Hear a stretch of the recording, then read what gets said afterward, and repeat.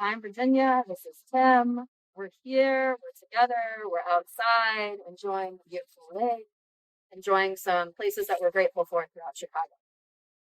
So weird to be here with you. Yeah, it's been forever. As Virginia said, we're going to talk about gratitude today. To do that well, we're going to film from various places in the city that we love and are grateful for. This is the point. We are here in Horner Park. Tim's home. It's a beautiful place that I come almost every day in the summer. A place that we are thankful for as it provided space for us to gather in the summer when we couldn't otherwise be together. Symbolizing not just Tim's house, which he's grateful for, but my house, which I'm grateful for. Maybe even you all's homes, which you're particularly grateful for, if not a little tired of in this pandemic season. Honestly, it's not my favorite park in Chicago. There are others, but our filming schedule did not allow for that. So we give thanks for those other parks as well as many other places in Chicago. My God, it's windy. Many other places in Chicago that we couldn't go to for this filming. Let's name a few of them: Millennium Park, the Riverwalk, theaters that we love like the Dan Theater and Talia Hall, restaurants and breweries, Mars, Revolution, Hopewell, and so on. The L, the Blue Line station in Logan that I love, and other L stations that you may love, and many other things in Chicago that we all love. We really wanted to film at one more place that we're super grateful for, which is Gorilla Tango, our old All Together worship space, which apparently now is a Bitcoin erotic dance and social club center, whatever that is. But we're still grateful for that place. Join us as we travel along the city.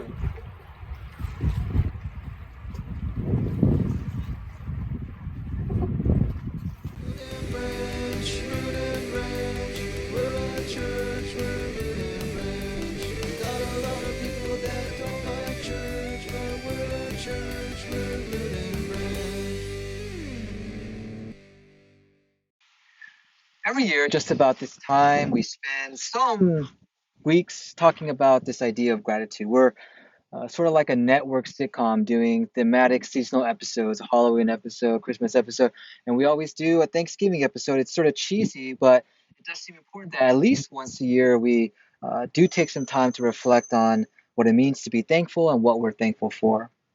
I spent some time recently looking at preaching books that kind of guide preachers through the liturgical year. But as you may know, Thanksgiving is actually not part of the Christian calendar. It's sort of bizarre, yes, but this is a decidedly kind of American holiday for us. It's very fraught and problematic. But Thanksgiving type celebrations are not just actually American customs, it turns out. They cross the world and history in various forms, from the Jewish Feast of Tabernacles to the Korean tradition I grew up of Chuseok. Many of these Thanksgiving rituals and celebrations revolve around the time of harvest, where entire communities are fed and find sustenance through the winter.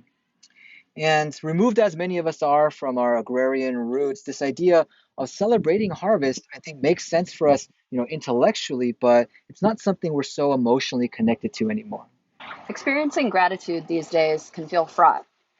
Knowing so many people are sick or have lost loved ones, being concerned for friends who have lost jobs and are struggling financially, recognizing that even with the new president and president-elect, Black and brown people in this country will still struggle with systemic racism and the violence that's a result of those structures. Gratitude amid so much pain can seem sort of embarrassing or self-indulgent these days. Last Saturday, when the Biden-Harris win was finally announced, I honestly felt nothing. My mom texted me and I simply said, "That's good. That's good, period." Then I just moved on, barely gave it another thought, and went about my morning. I mean, I guess I felt some sort of mild satisfaction, a little bit of relief, but that was it.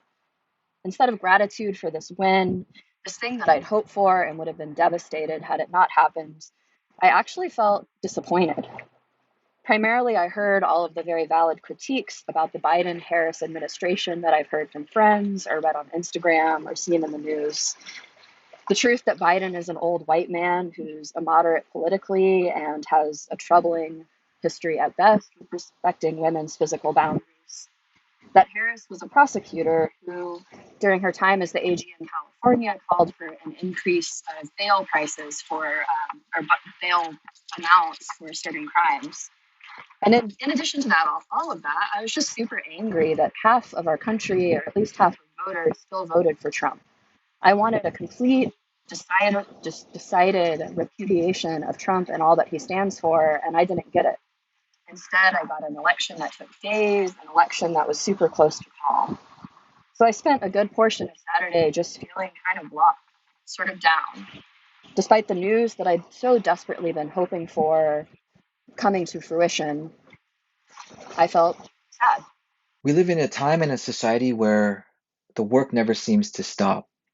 We may take rest a few days here and there, some PTO, paid holiday or whatever, but also for many, taking rest means losing income and threatening one's livelihood. For most of us, our labor doesn't actually yield tangible things like wheat or rice or whatever that we can hold and touch and feel and smell and taste, right? Things that we can look at and say, the work here is actually finished, right? And it is good, and this is the good that it does for us. There's also a stark division between our communities and our labor. We work in this place, and then we go to these other places for connection and community. In other words, our relationship to the practices and rituals of gratitude are starkly different than they have been for most humans throughout history. Let me also acknowledge that Thanksgiving is a time that sucks for many people, right? There's a reason why the joke of a awkward and painful Thanksgiving gathering with our racist uncle or whatever is such a resonant idea or experience for so many of us, right? And for those without family or who cannot be with family during this time, there's a sense of real isolation as well. I've never been home for Thanksgiving in my decade living here far away from my family. And as a result, I've had some truly bizarre Thanksgivings. One year, I remember I was all by myself in an apartment, and I decided to treat myself by making a fancy meal, a fancy feast just for me. Except I forgot that I don't know how to cook. And so at the end of all my labor or cooking, I didn't eat anything I made because it was awful. There was another Thanksgiving where I literally wandered the streets of Andersonville by myself while I waited for some friends to finish their dinner at a fancy nearby restaurant that I couldn't go to because I failed to RSVP in time. Happy Thanksgiving to me. So around 3 p.m. on Saturday afternoon, I decided to walk a couple blocks from my apartment northward up 53rd Street in Hyde Park. Hyde Park is a kind of complicated neighborhood. It's a university neighborhood. The University of Chicago is here, but it's also surrounded by historically and presently Black neighborhoods. And so I came here onto this commercial street just to go for a walk, as I often do. And I was met with people celebrating in the streets. To put it bluntly, many of the people I saw here were Black, but I saw people who had set up, for example, a karaoke machine on the corner, and people were singing along to the karaoke, dancing along, and there was this kind of joyful attitude of celebration. And as I took that in and smiled at people with my eyes, I had a mask on, as did they. I noticed something that began to kind of shift in me. This heaviness, this criticalness that I had been carrying with me in the privacy of my apartment, in the virtual world of Instagram, just sort of started to lift.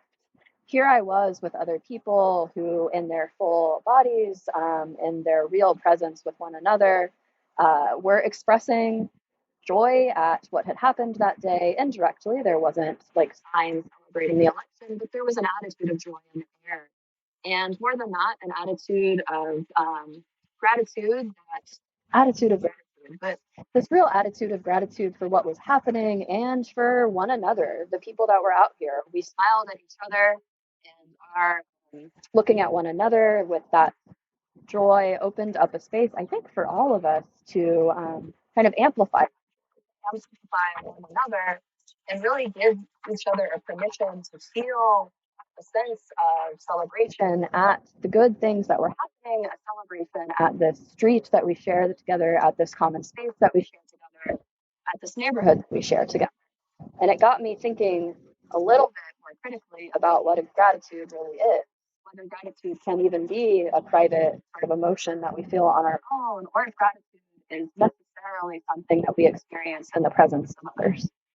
As we conclude our WTF WJD series, you might have expected Jesus to maybe in the Bible said something like, give thanks all the time, or in everything you do, give thanks to God. But turns out there isn't really much there in terms of some sort of definitive statement on how our relationship to something like Thanksgiving should be. Rather, we have some moments during which Jesus does give thanks. For example, before he turns a few loaves and fishes into a feast for thousands, he breaks the bread and he gives thanks, and that's a famous one. Maybe more well known is the time during the Last Supper where he took bread and gave thanks and broke it and gave it to his friends to eat for the last time together.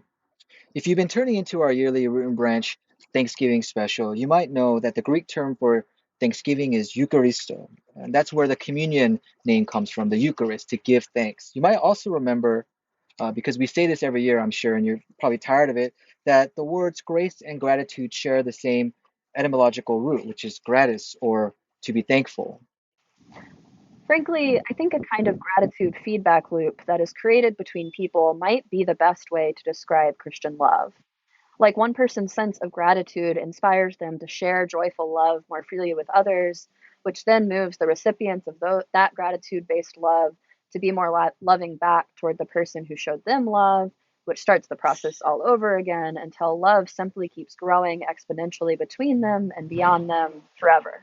What I'm saying is that even in these fraught times, maybe actually especially in these fraught times, we need to see people around us being grateful. We need that gratitude feedback loop more than we've needed it in a while. I don't know, or maybe as much as we always need it.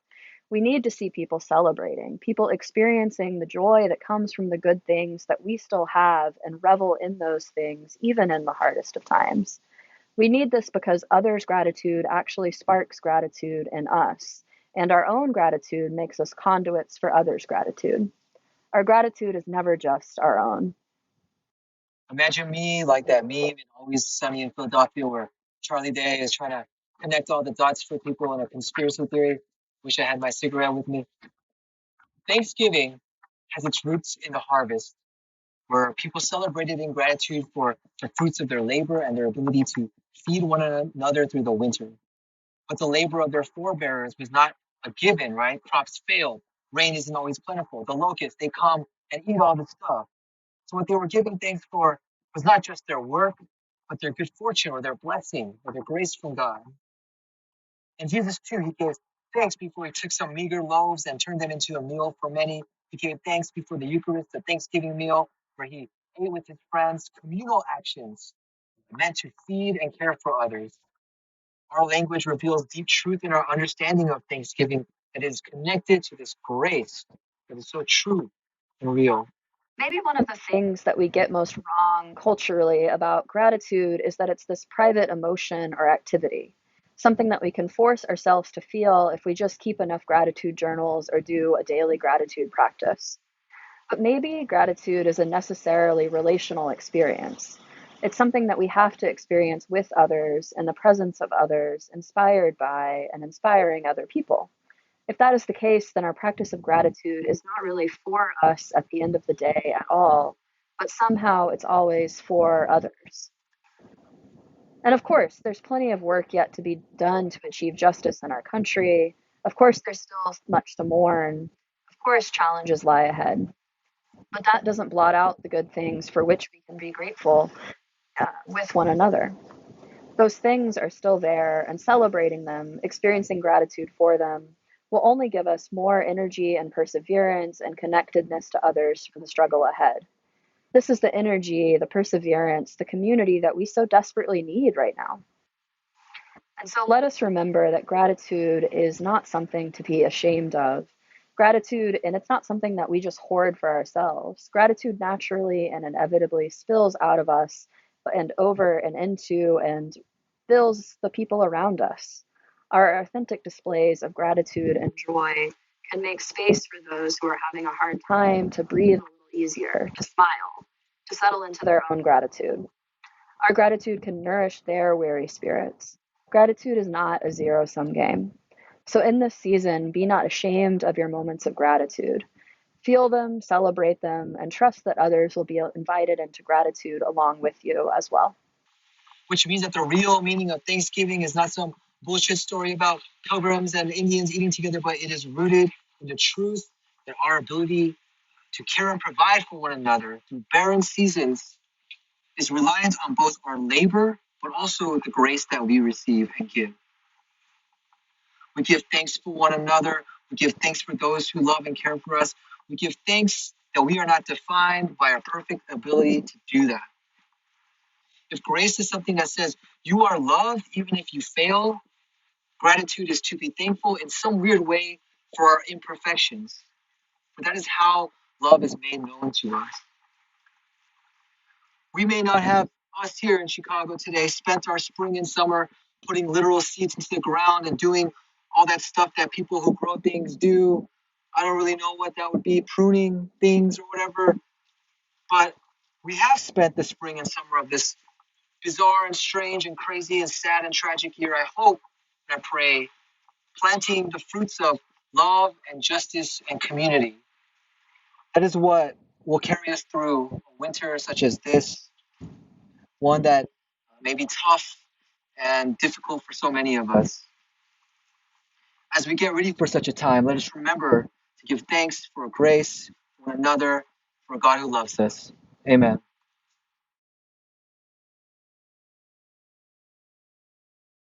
One, two, three, four.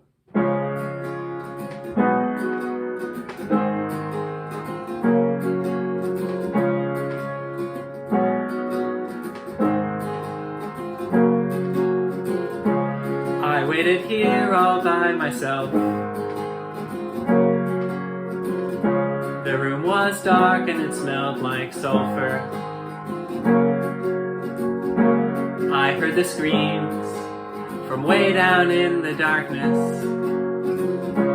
Felt pretty sure my life was over. I kept my hat on just for luck. Sang simple tunes the whole night through. I wondered if I'd wake to find myself in flames as I waited here for you. Yeah, when you came in, I could breathe again.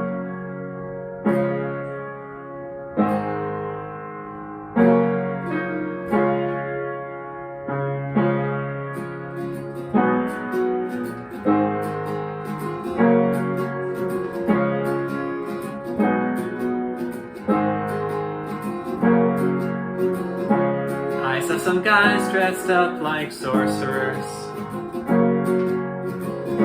blue robes that float above the ground. They came and went and I was frightened for my life. I tried not to make a sound. Just when my solitude was closing in, I heard a howl like screeching tires. And I told you the one thing I know how to say to the ringing drone of 8-bit choirs. Yeah, when you came in, I could breathe again.